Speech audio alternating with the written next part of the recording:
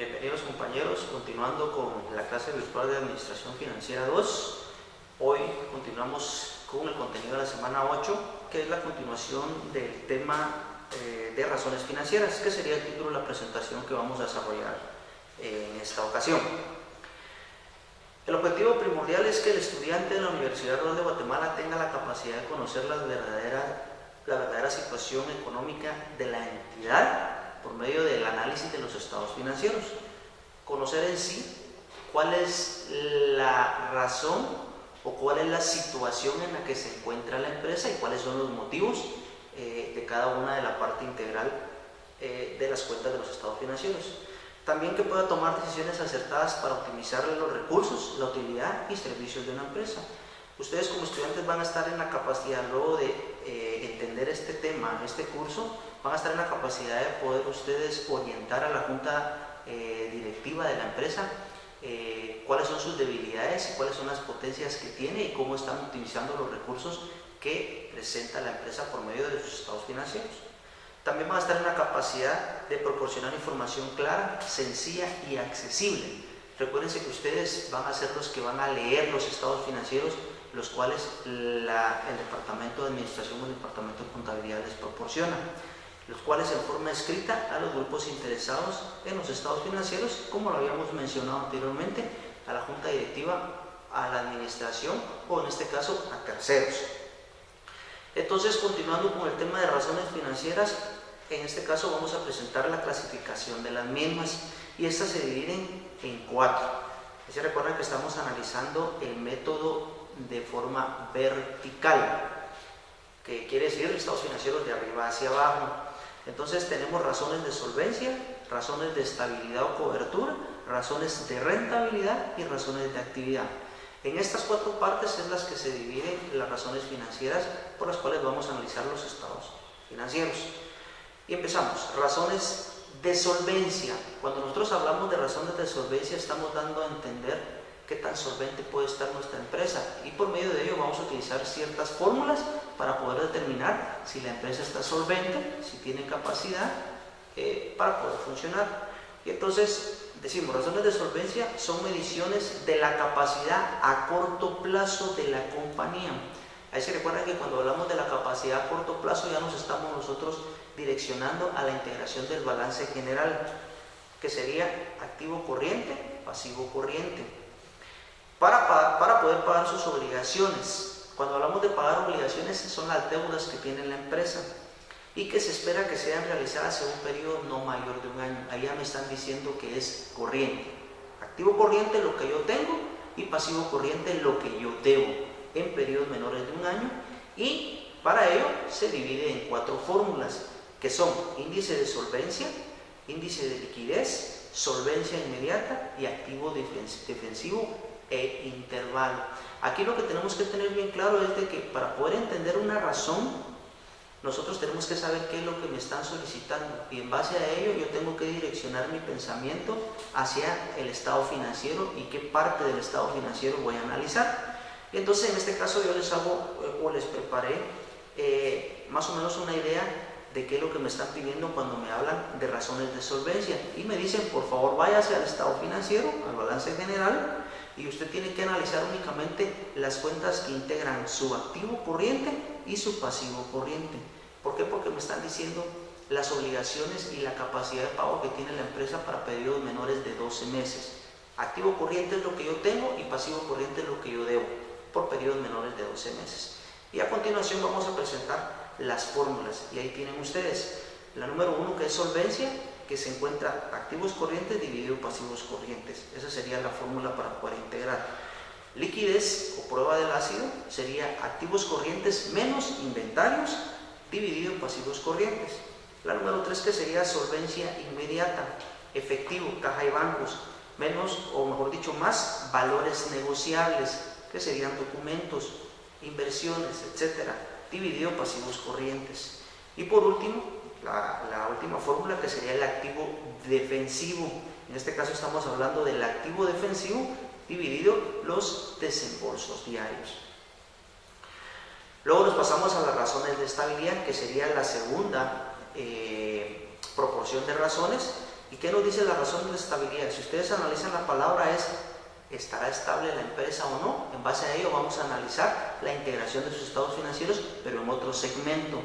Y entonces me dice el concepto, son las que miden el grado de protección a los acreedores e inversionistas a largo plazo, con los activos que no son utilizados para la generación de capital de trabajo. Es decir, son los activos que se utilizan como garantía. Entonces aquí ya me está dando la pauta de analizar la otra parte integral del balance general. ¿Y cuál es?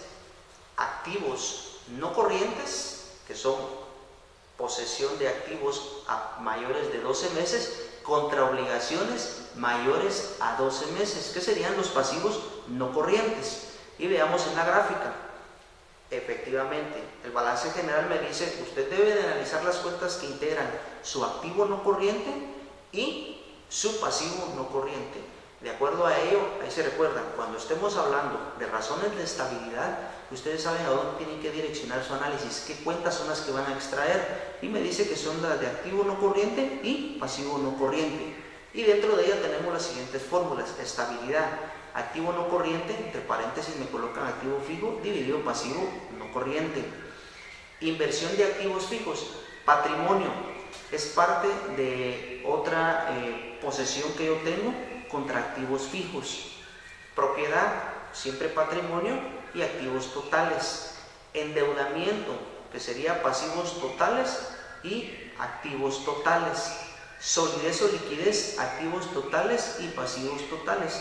Y cobertura financiera, la utilidad antes de gastos financieros y gastos financieros.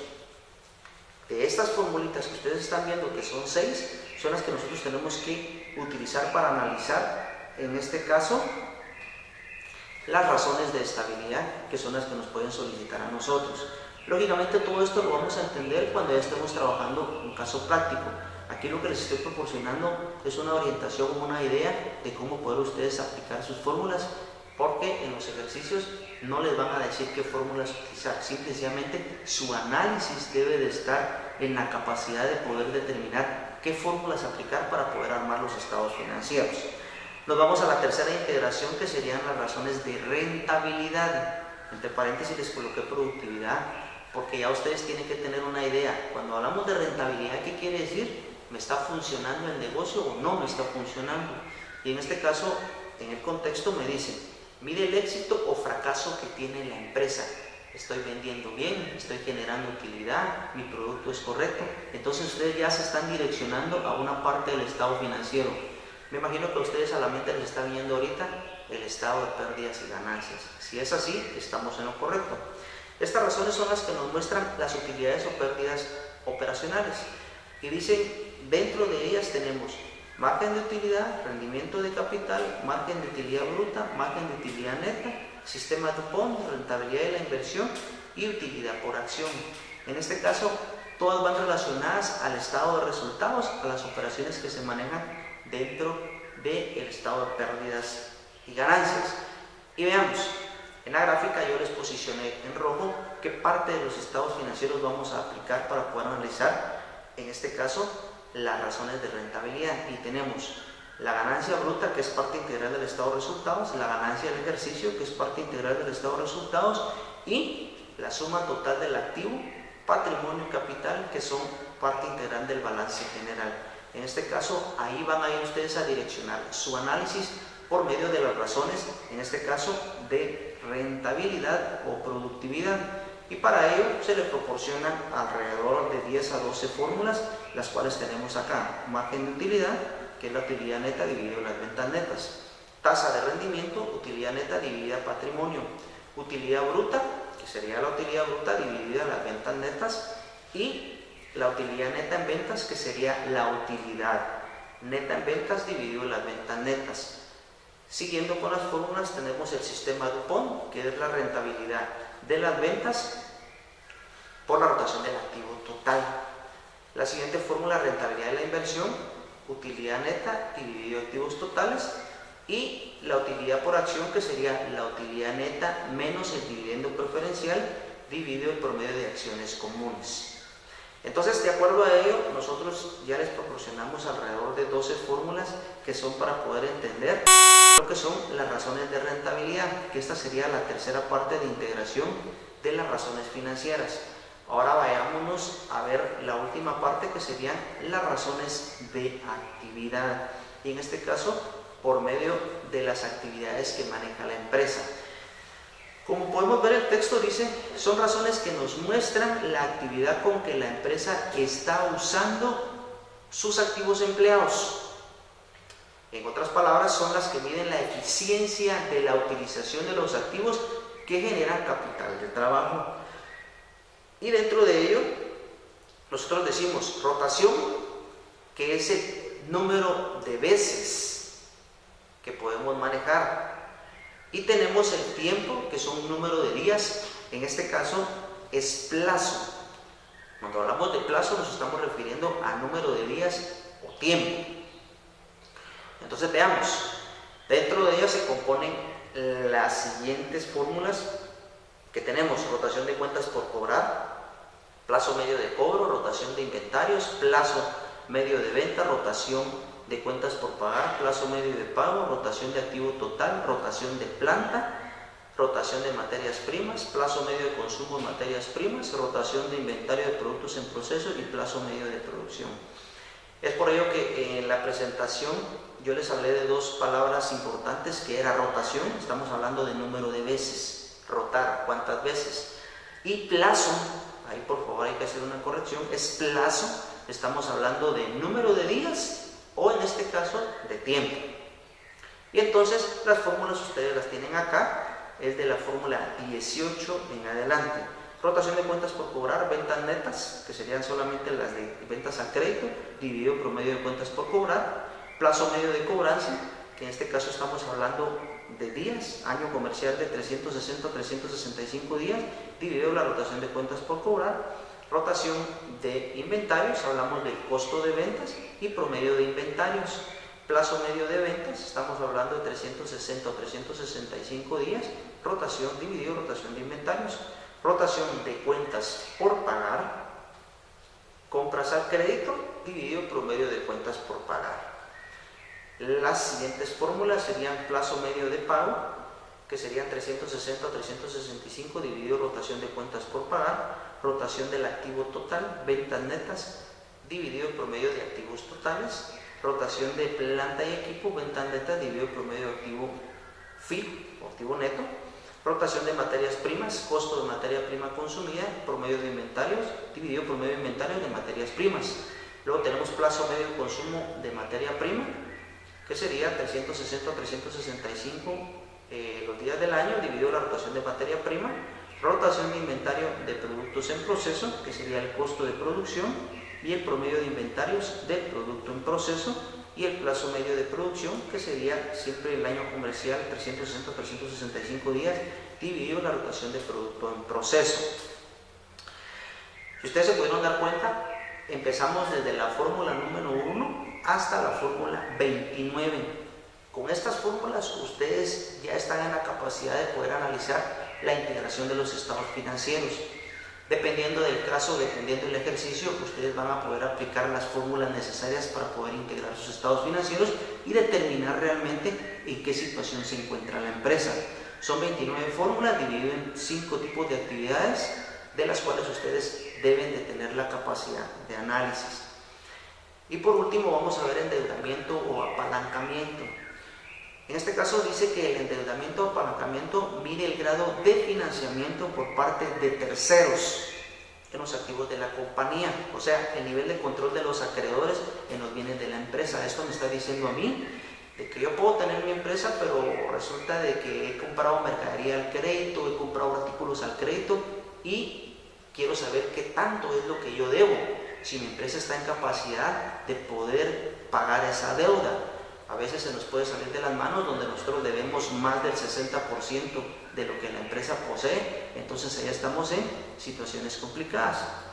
Dice que también se le conoce con el nombre de apalancamiento financiero, o sea, mide la presentación de los activos financiados por deuda Y me dice, si el porcentaje es mayor al 60% de la empresa, quiere decir que estamos corriendo un nivel alto de financiamiento, que al final puede ser riesgoso, porque entonces le debemos más a los proveedores o acreedores de lo que nosotros tenemos propiedad. Y entonces la fórmula del endeudamiento es el pasivo total, todo lo que yo debo, dividido el activo total, todo lo que yo tengo. Y dice que por lo menos el límite máximo debe estar en un 60%. Otra fórmula de endeudamiento puede ser el capital que posee la empresa dividido todas las obligaciones, en este caso el pasivo total, y no debe superar un 60%. Continuando, y ya para finalizar, de la presentación vamos a sacar algunas preguntitas que las cuales ustedes, al igual que el video anterior, ustedes deben de analizar la respuesta e indicarla mentalmente y veamos si vamos entendiendo el desarrollo de la temática. Y dice, preguntas 8.1. La capacidad a corto plazo de la compañía para pagar sus obligaciones es solvencia inmediata, liquidez, razón de solvencia o razón de estabilidad. La capacidad a corto plazo de la compañía para pagar sus obligaciones, ¿qué me dice? Pensemos.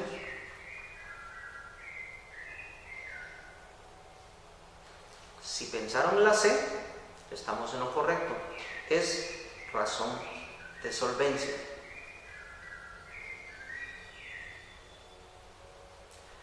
Siguiente pregunta. Mide el grado de protección a los acreedores e inversionistas a largo plazo. En este caso, nosotros podemos decir endeudamiento, solidez, razón de estabilidad y razón de liquidez.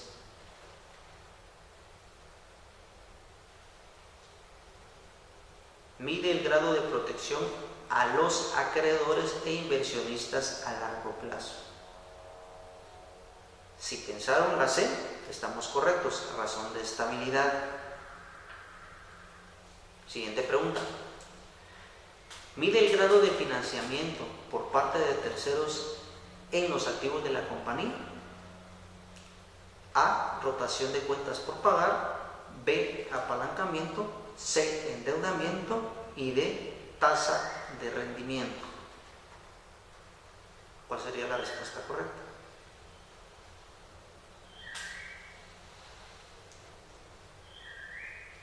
Los que pensaron en la B, apalancamiento, están correctos, pero también los que pensaron en C, endeudamiento, también están en lo correcto. Bueno amigos, espero que este otro video les pueda servir para poder estudiar lo que es la semana 8. Muchas gracias por su atención.